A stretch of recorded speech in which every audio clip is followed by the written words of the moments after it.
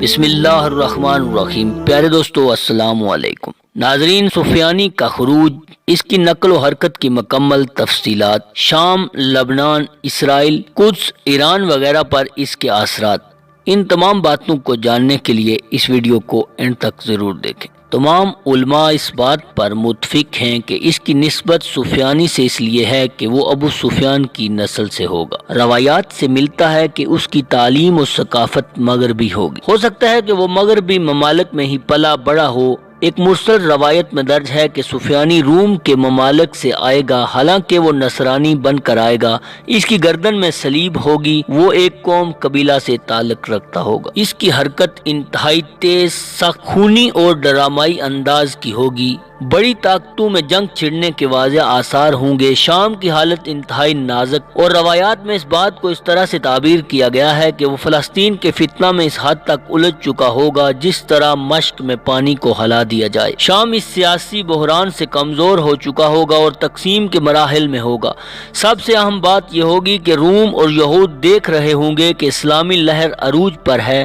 ایران افواج فلسطین اور قدس کے دروازوں تک پہنچی ہیں، اور اس وقت عالم اسلام میں بالعموم اور ملک شام میں بالخصوص روم کا اثر و نفوذ بڑھ چکا ہوگا۔ اس لیے اسلام دشمن طاقتیں اس پورے علاقے کی قیادت ایک ایسے مضبوط لیڈر کو دیں گے جو کہ ان پر غلبہ حاصل کرے اور ان کے مفاد میں سنبھال سکے۔ پھر وہ سربراہ اسرائیل اور روم کے سامنے عرب لائن کو دفاعی لائن قرار دے گا، یہاں تک کہ وہ اسے اجازت دیں گے کہ وہ عراق کے ساتھ جنگ چھیڑ دے تاکہ سیاہ پرچم والے ایرانی لشکر کے خطرے کو ٹالا جا سکے۔ اسی طرح وہ اسے اس بات پر بھی آمادہ کریں گے کہ وہ حجاز کی کمزور حکومت کو تقویت دے تاکہ وہاں پر جو نئی تاریخ شروع ہوئی ہے اسے دبایا جا سکے، مگر امام مہدی علیہ السلام کے ظہور اور تاریخ کا اعلان مکہ ہی سے صادر ہوگا، جس کا انہیں خیال تک نہ تھا۔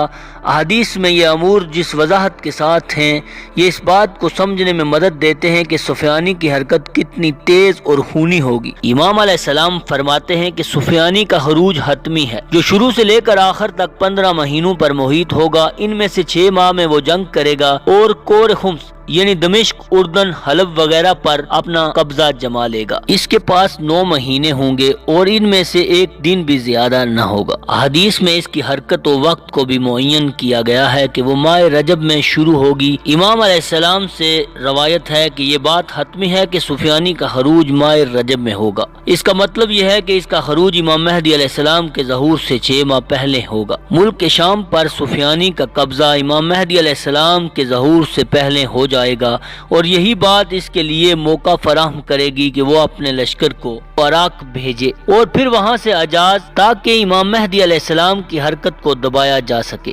سفیانی کے قیام کے 3 مراحل بیان کیے گئے ہیں۔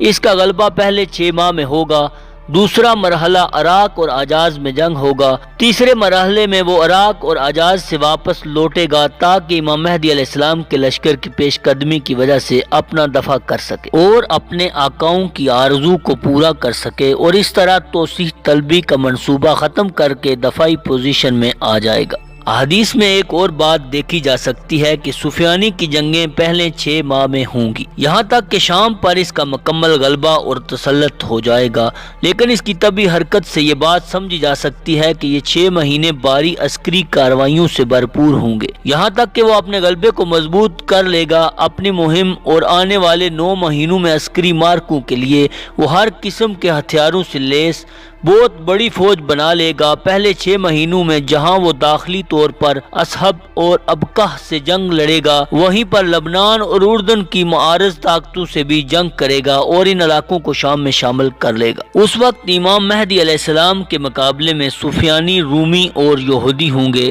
سفیانی عراق اور حجاز میں شکست کھانے کے بعد شام اور فلسطین میں محدود ہو جائے گا، یہاں تک کہ اس کی امام مہدی علیہ السلام کے ساتھ سب سے بڑی جنگ ہوگی، جو امام علیہ السلام قدس کی آزادی کے لیے لڑیں گے۔